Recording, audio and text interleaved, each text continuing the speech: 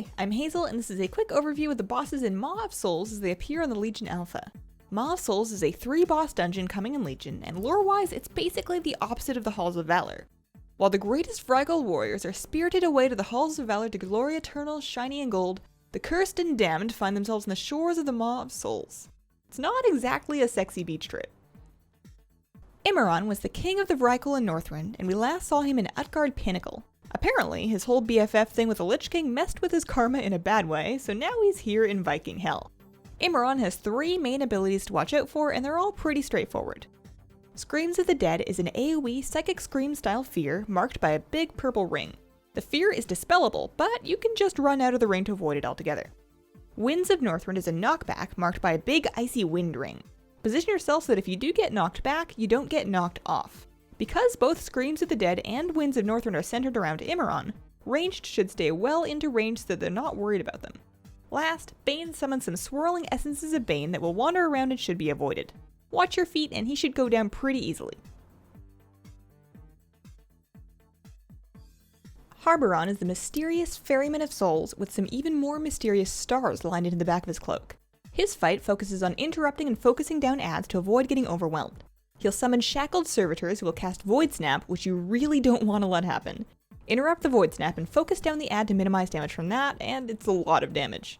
Harbaron will also target a player and cast Fragment, which stuns them, puts a dot on them, and splits their soul to summon another add. Defeating the Fragment removes the dot, so nuke those down also. The last thing to watch out for is Cosmic Scythe, which he'll cast to do damage in the direction he's facing.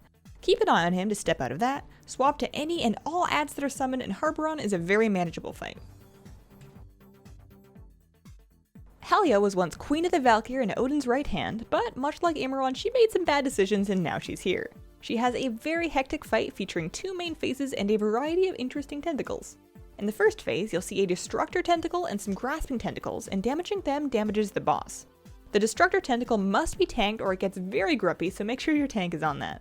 While that's going on, Piercing Tentacles will be stabbing holes in the bow, which knocks back anyone there, and then does massive damage and more knockback if you're still within 8 yards after 3 seconds. That continues throughout the entire fight, so try not to get tentacle stabbed. Taint of the Sea will get cast on random players, which is a dispellable dot that explodes for moderate damage when it's dispelled or expires. The dot is way scarier than the explosion, so just get that off as soon as you can if you're healing.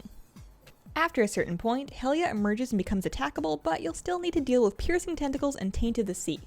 Like the Destructor Tentacle, Helya gets really pissed if nobody's tanking her. Orbs of Muck will spew onto the deck, so get out of the watery circles.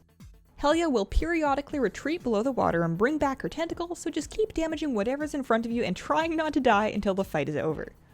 So that's Maw of Souls. Overall, this dungeon took us roughly 35 minutes and I personally like it a lot. It makes a very nice counterpiece to the Halls of Valor, and it was cool getting to see Ymiron again. Thanks for watching, let me know what you think, and have a wonderful, wonderful day. Bye!